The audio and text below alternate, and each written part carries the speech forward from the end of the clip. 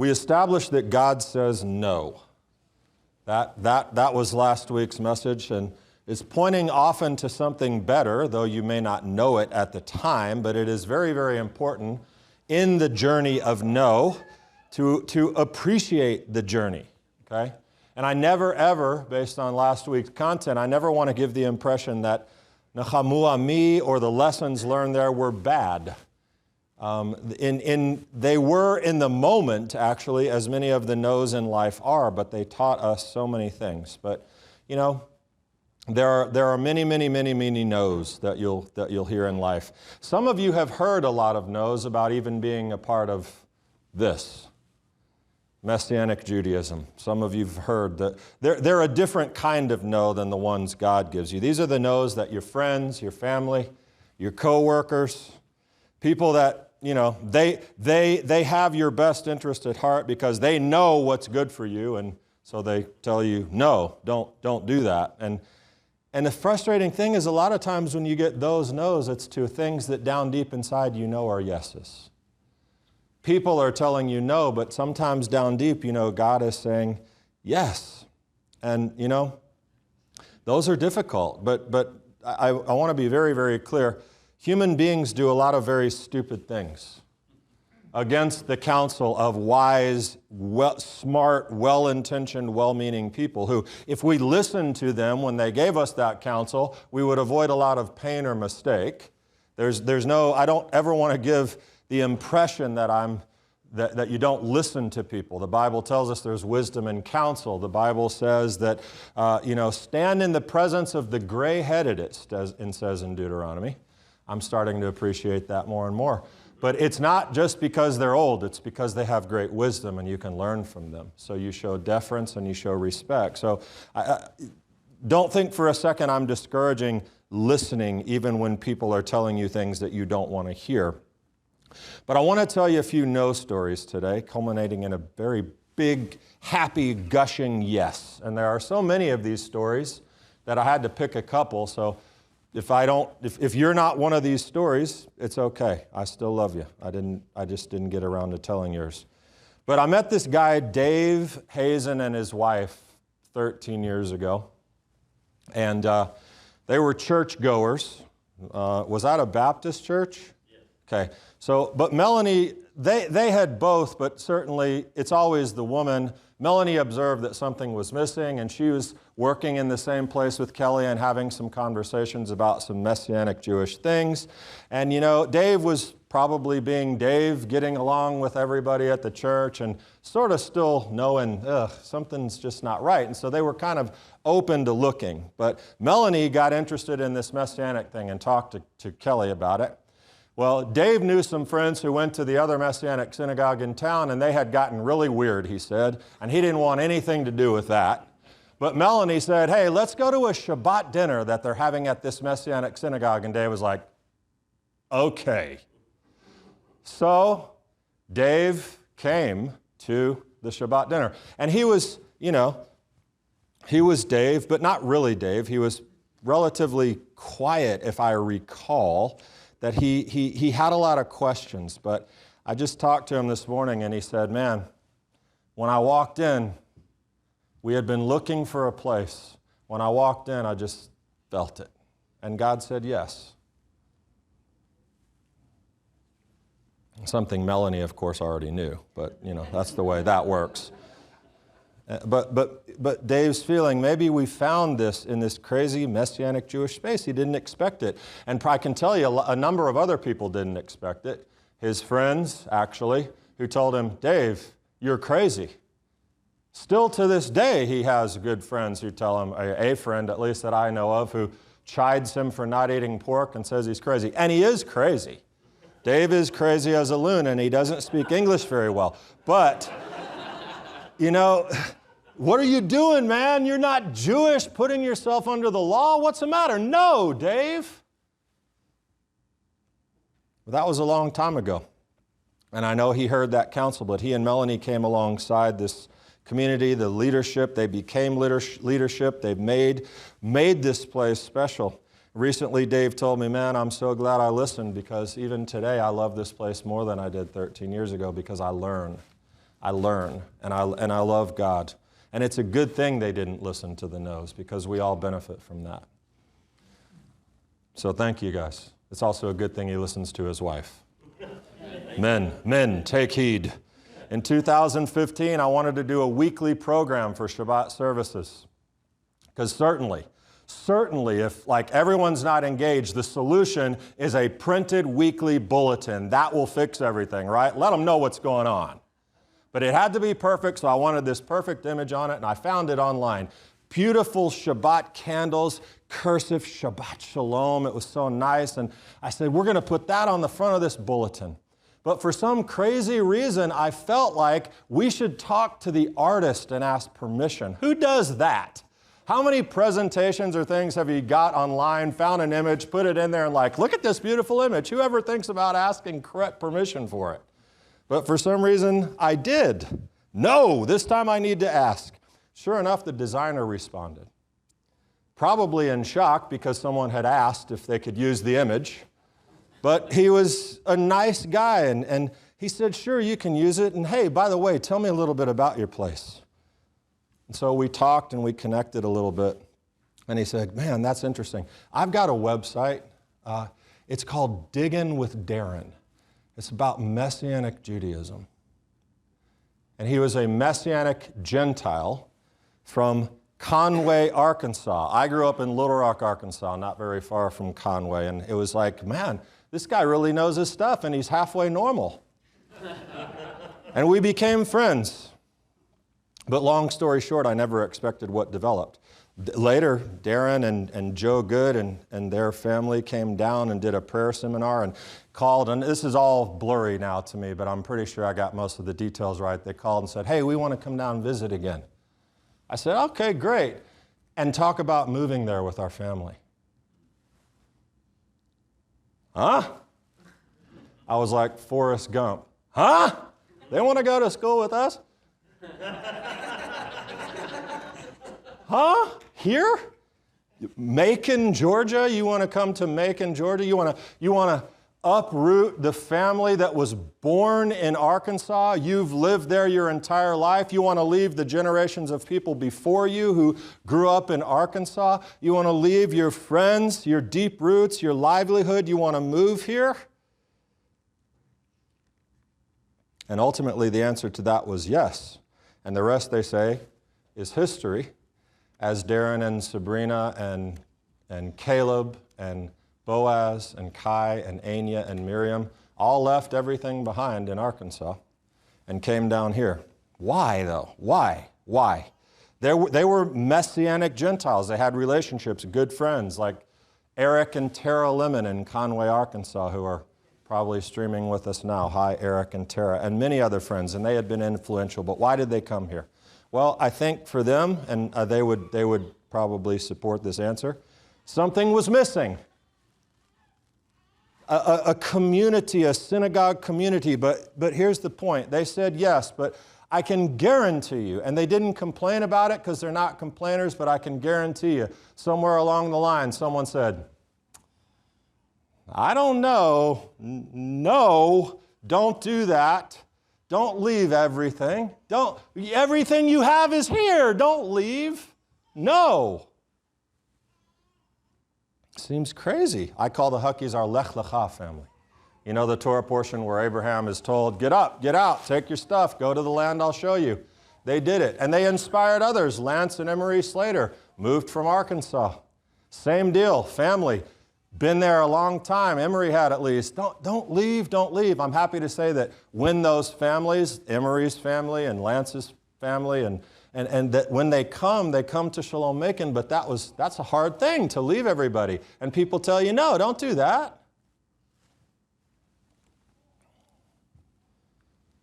But inside the Huckies and the Slaters, outside of whatever no's they may have heard or felt inside, they said yes to something pretty bold and unknown. And their impact was and is here in this place very, very large. So Baruch Hashem, thank you for saying yes. What's the point? You got to know your no's. You got to know your no's. You got to really know where no is coming from. There's no magic formula. Sometimes you just got to take a step, man. Steps that, for most of you, that's why you're here. Something was missing, or gosh, I'm not getting what I need. I'm going to take a step in a maybe unknown or strange direction. I told you last week about a name change. Nachamu, Ami, Messianic Synagogue. I told you about the name change. Shalom Macon, right? But before we became Nachamu, Ami, I remember Shalom Macon, Daniel Lancaster was here. A friend, colleague, great teacher, doing a seminar on Revelation. I was in the sound booth. He didn't know I was up there. He had the beautiful bulletin that I had made, right?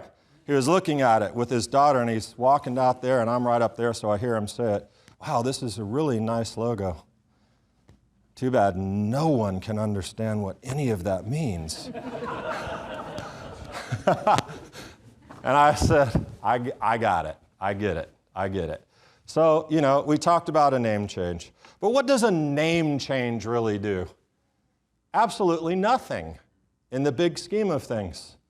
What has to change is a change of mission, a change of vision and mission. And that was much more what was reflected. Because, I want to tell you, speaking of Daniel Lancaster, we were at that place in the evolution of the synagogue of where we were thinking, we need to be this Orthodox synagogue.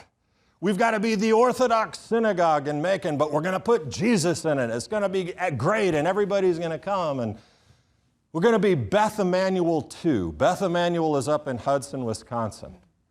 It's an Orthodox Messianic Jewish synagogue, and we had traveled, and they're like, yeah, that's it. That's the thing. And that's partially the reason, ultimately, that Darren and Sabrina probably came here, is that we were moving in that direction of building that type of synagogue. And it was a lofty goal. But a few years into that, as some people were leaving and some people were complaining and some people were coming that I wish hadn't come, I think I'm hearing God say, no. Again, saying no. Because there is a Beth Emanuel. There is a Beth Emanuel. It's in Hudson, Wisconsin. Daniel Lancaster is the pastor of Beth Emanuel Messianic Jewish Synagogue. It's an Orthodox Messianic synagogue. It's a beautiful place with beautiful people doing beautiful things in beautiful ways, and they're their ways. They're their ways in the fact that that's the mission that God gave them. God gave these things to them to do. We're in Macon, Georgia, I kept hearing God say, and not literally, nothing. God never showed up and texted me or sent me an email. He never even called. You're in Macon, Georgia. Jews don't even know what Nachamu Ami means. Your people don't know what this means, and you need to back up and stop and think just a minute. And that's sort of what I talked about last week. So after 10 years now, God, are we headed in the right direction? No. God, will you show us where to go? No. Yes. And finally, there's what answer I'm looking for. Thank you, God. Will you show us? Yes. And you ready for the answer? I'm going to give it to you right away. Damien, you ready? Big Rabbi, change. Who likes to change? Who woke up this morning saying, what can I change about the comfortable things in my life? What radical new alteration to my life can I add today to confuse everyone around me and have them ask me questions about why you're doing this weird thing? I love change. And obviously it had worked very, very well up in the first 10 years.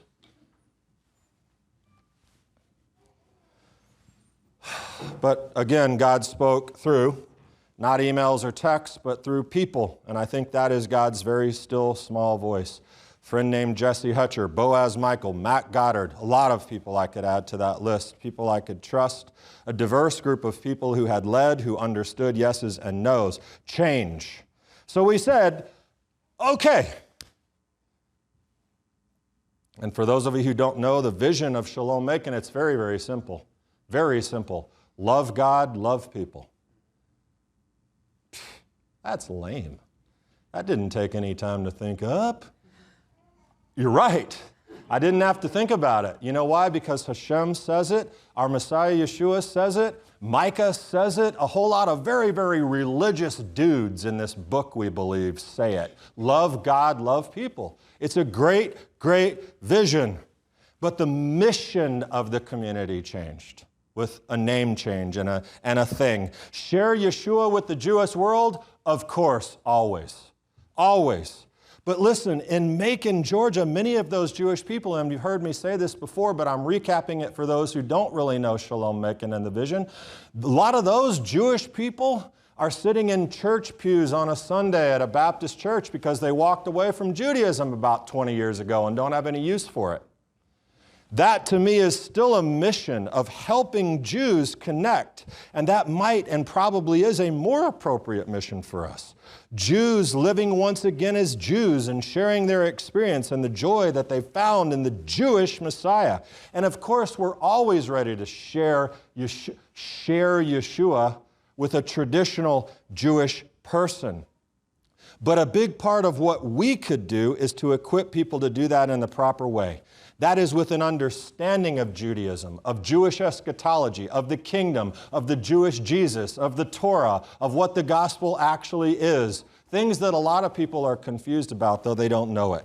So many things that are missing, and for goodness sakes, we could help Gentiles, like Dave and Melanie, who were wandering looking for a place to go. And many, many, many of you who are Gentiles, who are like, man, something's missing. Why? And when I ask questions, no one gives me the answers. Or they dismiss me, or they tell me, don't do that. They tell me, no, don't think like that.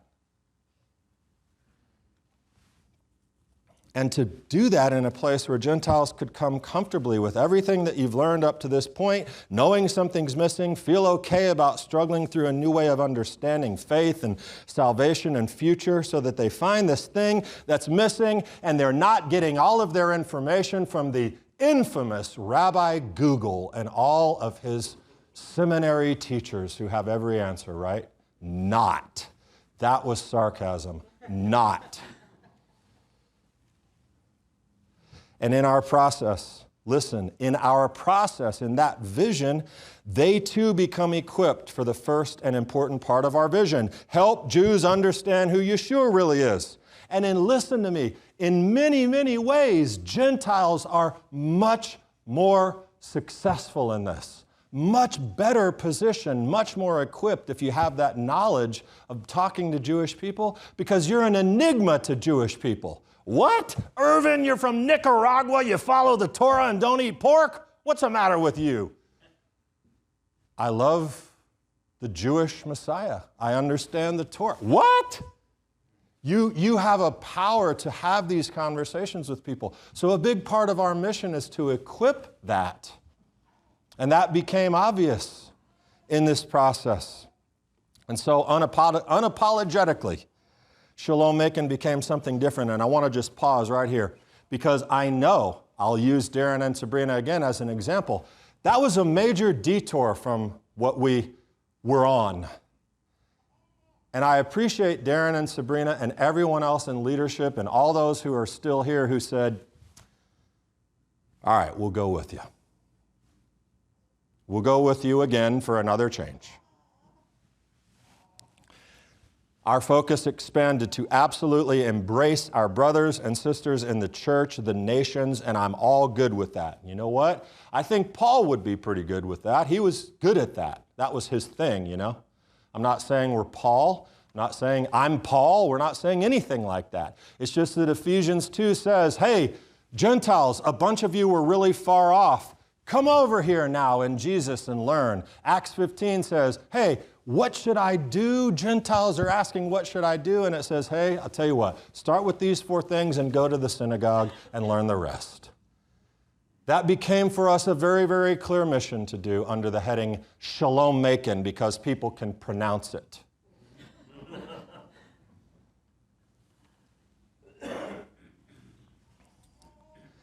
And to say, don't be Jewish. You don't have to look Jewish. You don't have to act Jewish. You can follow Paul's instruction for all of his communities in 1 Corinthians 7 that says, if you're circumcised, stay that way. If you're uncircumcised, stay that way. Come and learn the Torah. Come and learn the commandments. That's what he says. It's important. So that became a big part of our vision. I will never forget Andy Cecil. After a Hayesod class, Andy and Hannah had been in a lot of churches. They were looking for what's missing. Something's missing. Always something's missing. Do a Hayesod. I'll never forget this. Andy is a Gentile, by the way. After his first Hayesod class, he stood up one evening and he said, all my life, I've been taught to love Jesus. Now I'm learning to love my Father. And you see, that's a mission accomplished. That's something important.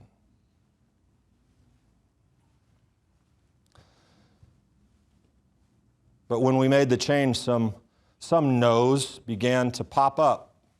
This is a long message, by the way. Do I still have your attention? Yep. Can I keep going? I told myself I'm going to stand behind the bema the lectern because that will keep me from getting off my notes. I just can't do that. I cannot do it. So anyway, I'm going to...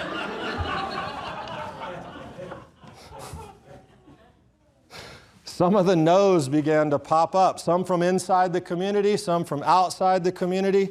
You can't call yourself a messianic synagogue with that kind of focus. Messianic synagogues are for Jews. We were once called too Jewish, now we're not Jewish enough. You can't be serious. You're putting a cross in your logo at a messianic synagogue? You can't do that. I had given a message like 8 years earlier about the cross. Don't ever show the cross to Jews. I remember Wesley Jones, where is he? Showing up in synagogue early on wearing a big, huge cross on his shirt. My dad going up to him and saying, Wesley, don't wear that here. And now we're talking about putting a cross in the logo, so I got it. I understood why people would be saying, no, you can't do that. You're taking the easy way out. Jewish evangelism is where it is, and Jewish evangelism is hard. Getting Gentiles to come and learn about Torah, that's easy.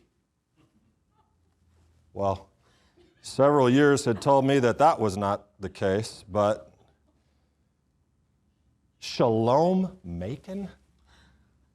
It doesn't even sound like a synagogue. There's Shalom, yeah, it's Hebrew, but come on. Where's the Beth in that? I mean, you got to have, who is this lady Beth? Beth Rachel, Beth Tikva, Beth Yeshua. I'm kidding. It means house in Hebrew, but Shalom Macon, you can't call a synagogue that. Now, don't get me wrong. We are a synagogue. You can come at 9 o'clock and you can experience a traditional Jewish Shachrit service, some version of a Torah service. We're not an Orthodox synagogue, so we don't do all of it. You can join us for the high holidays. You're going to get a traditional experience through the holidays of going through the Machzor, hearing the shofar blown correctly. The shofar. You can go down the hall into the Beit Midrash and you can study Mishnah and Talmud and Rashi and Rambam, along with all of the Messianic Jewish luminaries that have built our foundation, who lived and died in synagogues. We're a synagogue. But we're going to be a different kind of one. A synagogue community that had an 11 o'clock service that was, well, churchy, church-friendly, approachable for our larger community without becoming a church who just says the Shema. Because there are a lot of Messianic synagogues that if you walk in, you'll think you're in an Assemblies of God church. And things are done very, very out of order, and that's not a criticism. It's just not helpful. So we're never going to become that, but we're going to be friendly. But you see, all of the teaching is going to stay very grounded in all of the things that I said are important, coming from a Jewish way of understanding, challenging dogma and entrenched belief, and hopefully letting people find this comfortable environment. No, you can't do that. You can't split services like that. You can't do that. No. You can't be all things you can't be all things to all people, Cole. No. And all of a sudden I think, well, I think you can in some way. Paul did. He said he did, right? He said, and that didn't mean he had ham sandwiches with his Greek friends. That means that whatever his audience, he was trying to meet them where they were. Paul was good at it. I think you can do that. And Paul was saying that to Jews and to a lot of Gentiles. So in February 2020, we were all positioned to change the city of Macon. I mean, man, even had Macon in our name now. Surely all the locals would go crazy for our idea. February 2020, we're ready to launch it, baby. March, boom, shut it down. COVID. Boom, down. God, you cannot be serious. No. And you got a choice. When you hear no, and you're trying to know your no and figure out where it's coming from, you got a choice. Sometimes, like I said, it's not easy. You can just say, oh, well, just another no from God. Must have really missed that Shalom Macon message. What can we learn? Back up. Let me reevaluate this thing, see what's next. Gosh, this sounded really good. And as you've heard over the last 2 weeks, I certainly had felt that before. But this feeling was different. The feeling where you just know no is not the answer. No is not the choice you make. When you know your no's and you dig into finding your yes, then the thing you do in that situation is you zoom right into yes, which is what we did in March. And I sat up here with an iPhone on one of those chairs and a guitar and a teaching and an empty room. But our smiling local community was on the other end of a Zoom. So we zoomed right into it. And something amazing happened because Keith and Dina Price, hey Keith and Dina from Bakersfield, California, showed up in that Zoom room. I had invited them randomly, talking to them about something else randomly. They pop into the Zoom room for that Shabbat service during COVID. And they joined our effort to say yes and keep on trucking. And, you know, they didn't have a messianic community, or at least probably a normal one. Well, they're in California, so there's nothing normal, right? I'm kidding, Californians. We love California. Really nice people. But anyway, and then what happened? Darren, pull this picture up for me. Then what happened?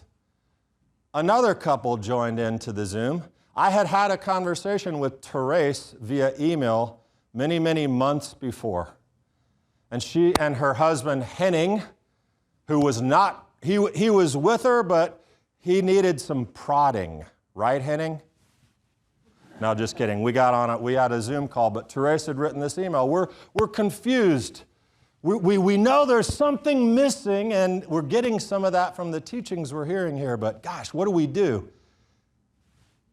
They showed up in the Zoom from Norway, and it was incredible. By the way, this is Ike, not I-K-E like Ike Eisenhower. This is Ike, E-I-K, which I think in Norwegian means oak. This is like strong. It also may mean laughter from Isaac, I'm not sure, I'm not in their family, but this is their new baby. August 8th. Let me see that other picture of Ike live streaming.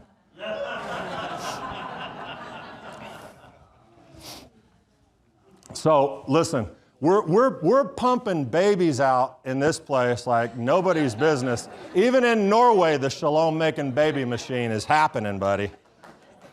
But this is Ike. And so they showed up, and it turns out that there were some yeses and some nos, because here's the funny thing. We've got Shalom Macon, we're ready to go, let's transform the community. We opened it back up like pretty quickly, April, May maybe, I don't remember. Do you want to know something? All of Macon was not waiting at the door to come in here and sit in these seats. It was shocking. I couldn't believe that the name change had not convinced everyone to come and be a part of it. Gosh, it was surprising. It wasn't surprising. That too was sarcasm. Darren and I tried to make a live stream work. It kind of did, but all of a sudden, these people that had come earlier from Alaska, well, the girls from Alaska, I don't know, Blake's from Georgia, but they were in California and they roll into Macon like in when? November 2019 or something? When did you get? October. They came to the synagogue. I remember Greta, guess what? Always starts with the woman. Greta saying, I got a lot of questions for you. And Blake was sort of like along for the ride. But you know, all of a sudden, here in this COVID thing with all this going on, this guy, 2 master's degrees from Georgia Tech, says, I'll man the live stream. Look at it. I mean, it's like flying the space shuttle back there. And so randomly here, Greta, thank you for allowing Blake to spend so much time doing what he does to make this. Think I have a say?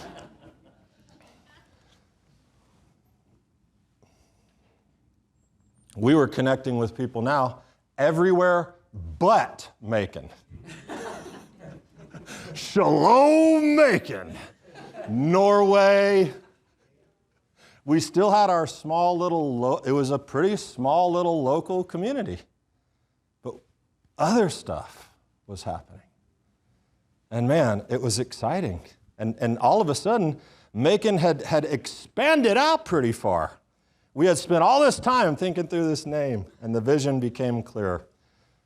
Really. Several years earlier, I had taught a class at a local university because my mom encouraged me to do it. And I said no, and my mom said yes, and I'm a good Jewish boy, so I showed up and did it. And there, unbeknownst to me, was Linda Plowden as one of the students there, and she said, I'm an Episcopalian, and I got a lot of questions. Actually, I'm not. I go to an Episcopal church. I've been to a lot of churches, but I'm interested in what this is, this Jewish Jesus thing. Something's missing. And that was how many years ago? She's still here, hadn't run the Episcopalian off yet. She's actually serving and has been a very, very foundational part of our being our treasurer and our finances and getting a lot of all this stuff done. Linda actually helped us build a bigger dream for what we could do here. That was random. Nothing's random. Nothing's random. And, you know, the mission became clear. More and more people from other places tuned in, people who fit that vision and mission. They knew something was missing. They needed a like-minded believer to learn with, and even if it was online. And this is what Shalom Macon has now become, because you can see the nice little logo there, and it's a Google map, and there's Macon, and you know, you gotta, this is by zip code, so this isn't everyone, but this is Shalom Macon, expanding out to all these different places. Because really, the truth is, God was saying yes, with not to our approach to attract logos with our cross and the Star of David logo. There are a lot more people. Those are the ones who give to the synagogue, so we actually have their zip code. You look at that in Japan, and someone was on from Indonesia and Zimbabwe, and I mean, pretty amazing. And one thing we know is this. Our world of Messianic Gentiles, something's missing, seekers, is a lonely one. And we really want to fix that as much as we can. Shalom Macon got even better when a family from Canton, Georgia stumbled across a clip of FFOZ, and I mentioned Macon, Georgia in it. Macon is important somehow. But they looked it up, drove down, have been here ever since. Of course, it was the woman who was searching. Her husband was stubborn. Just kidding. They were on a mission and a journey. Kristen Leckberg. And Kristen and Kristen Cody and the kids drove down from Canton, Georgia. And they said, gosh, we wish we could be there more. We're going to figure out a way to get other people to be able to connect.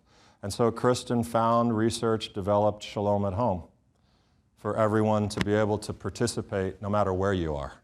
And I know it's not being in person, and I know there's something nice about being here. It's nice to be with all of you. And all this stuff that I'm saying, I mean, you guys are I get to shake your hand and give you hugs every week, and that's a really, really, really important part. I'm not minimizing in any way what we've done locally, what God has done locally. I'm amazed at what God has done bigger than locally for Shalom Macon. And you're all a part of that. So, there are a lot of people in this world who know something's missing. They don't know where to find it. That's the Dave and Melanie's, or have found it a long time ago, but may not have a place to go. No community, really, that's the Darren and Sabrina's and everyone in here on some level. Who would have imagined this? I never would have imagined this. Never. I don't care about numbers. I'm not trying to build a mega church. There's no such thing as a mega messianic synagogue, so we have no fear of that ever happening. There's no such thing. But God has said yes to a lot. And the truth is, I'm not even supposed to be here. I'm Jewish. I mean, I'm not supposed to believe in Jesus. That's what they told me all my life. You're not supposed to be here. You're Gentiles. You're not supposed to be doing this. This is sarcasm.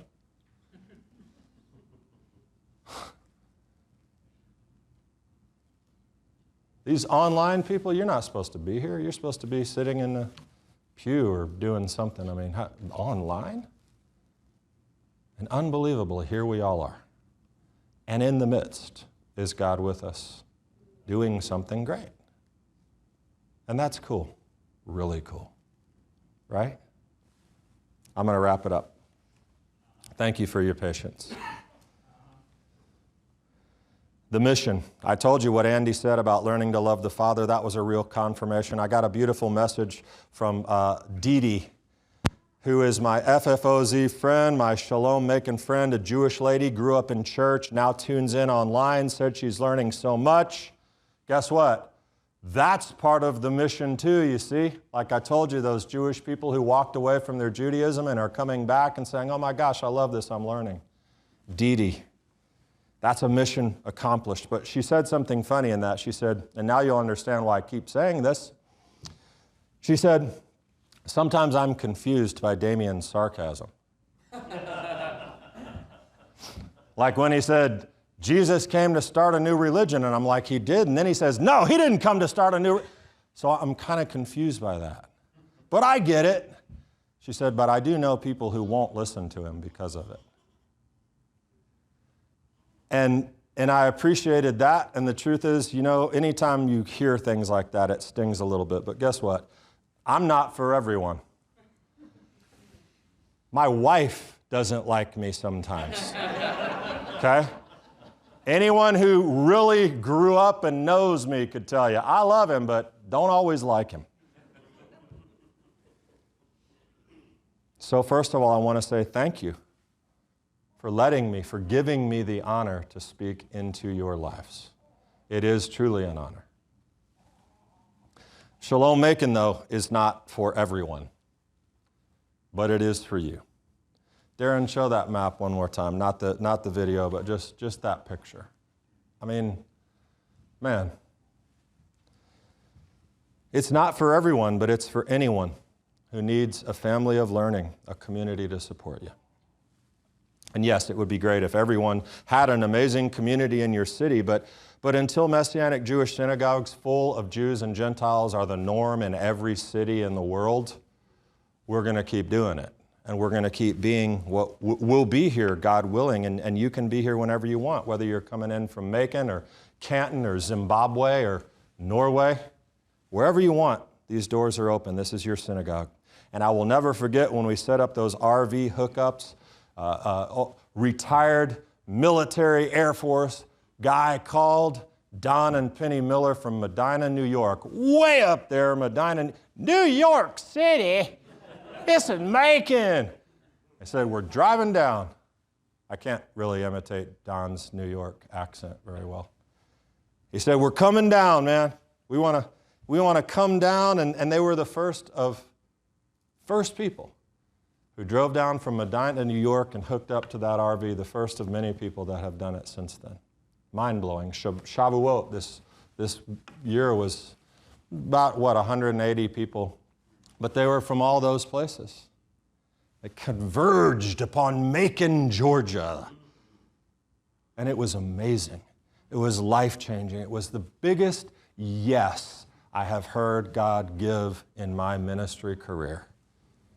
And for those who were here, you know it was special. For those who weren't, we'll do it again, God willing. We'll continue to provide a home for the homeless. You know, and maybe we'll eventually build the fellowship hall with a real kitchen and put some cabins out there on the 26 acres. I'm still waiting on God to stop telling me no on what we can do out there. But that would be something nice for people to come. These doors are open whenever you can be here, from wherever you can be here. But our hearts are the thing that are especially open. My heart, Kelly's heart, the leadership, everybody. We're here to serve you and to help you know God and to love God and love people. And people say, well, man, that mission stinks. What about saving souls? Well, I honestly believe if I teach you to love God and love people, you'll be much better at saving souls than if I take you down the Romans road.